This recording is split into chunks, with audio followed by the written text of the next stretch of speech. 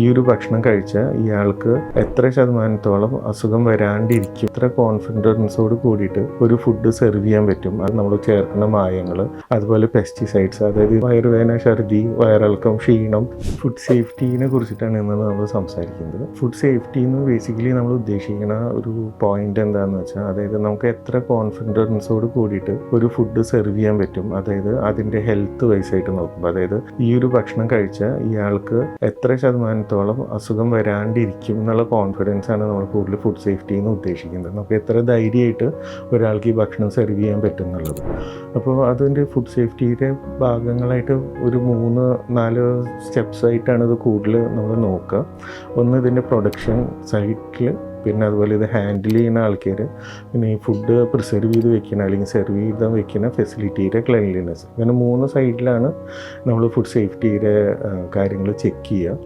മെയിനായിട്ട് ഫുഡ് സേഫ്റ്റിയിൽ നമ്മൾ ഈ വരാൻ സാധ്യതയുള്ള കണ്ടാമിനൻസ് എന്ന് പറയുന്നത് ഇതിലുള്ള അഡൾട്രൻസ്, നമ്മൾ ചേർക്കുന്ന മായങ്ങൾ, അതുപോലെ പെസ്റ്റിസൈഡ്സ്, അതായത് ഉണ്ടാക്കുന്ന സ്ഥലത്ത് നിന്ന് പെസ്റ്റിസൈഡ് അടിക്കുന്നുണ്ടാവും, അല്ലെങ്കിൽ ഇത് ഓൾറെഡി ഇങ്ങനെ കുറേ ഉണ്ടാക്കുന്ന സ്ഥലത്ത് പെസ്റ്റിസൈഡ് വർഷങ്ങളോളം അടിച്ചിട്ടുള്ള സ്ഥലങ്ങളിലൊക്കെ ഈ ഹാഫ് ലൈഫ് എന്ന് പറയും. ഇപ്പോൾ പെസ്റ്റിസൈഡ് നമ്മൾ വരുന്ന ജനറേഷനിലുള്ള ഇപ്പോൾ അരിയോ അങ്ങനത്തെ ഫുഡിലൊക്കെ ആ മണ്ണിൽ നിന്ന് തന്നെ വീണ്ടും പെസ്റ്റിസൈഡിൻ്റെ റെസിഡ്യൂ ചിലപ്പോൾ ഉണ്ടാവും. പിന്നെ നമ്മൾ ആൻറ്റിബയോട്ടിക്സ് എന്ന് പറയും, അതായത് ഇപ്പോൾ നമ്മൾ കഴിക്കുന്ന മീറ്റിൽ ഇവർ കൊടുക്കുന്ന, ഇപ്പോൾ ചിക്കനോ ബീഫോ അങ്ങനെ കഴിക്കുന്ന മീറ്റിന് ഓൾറെഡി നമ്മൾ ആ ആനിമൽസിന് നമ്മൾ ആൻറ്റിബയോട്ടിക് കൊടുക്കുന്നുണ്ടെങ്കിൽ അതിൻ്റെ റെസിഡ്യൂവും ഇതിൻ്റെ ഫുഡിൽ വരാം.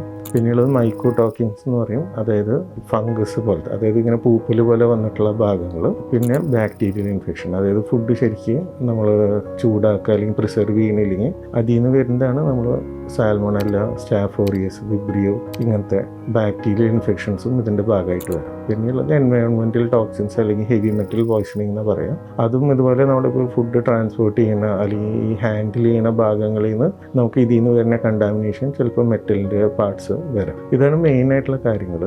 ഏറ്റവും വരാൻ സാധ്യതയുള്ളത് ചെറിയ കുട്ടികൾക്കാണ് ടാർഗറ്റ്, അല്ലെങ്കിൽ ഈസി ആയിട്ടുള്ള ഒരു പോപ്പുലേഷൻ. അതുപോലെ ഭയങ്കര മുതിർന്ന പ്രായമുള്ളവർക്കും പൊതുവെ ഇത് എഫക്റ്റഡ് ആവാനുള്ള ചാൻസസ് കൂടുതലാണ്. മെയിനായിട്ടുള്ള ലക്ഷണങ്ങൾ ഇവർ പറയുന്നത് ഇപ്പോഴും വയറുവേദന, ഛർദി, വയറിളക്കം, ക്ഷീണം, ഭക്ഷണം കഴിച്ചാൽ ഒരു 24-48 മണിക്കൂറിനുള്ള ഇങ്ങനത്തെ ലക്ഷണങ്ങൾ ഉണ്ടെങ്കിൽ അടുത്തുള്ള ഹോസ്പിറ്റലിൽ അപ്പോൾ തന്നെ കാണിക്കണം.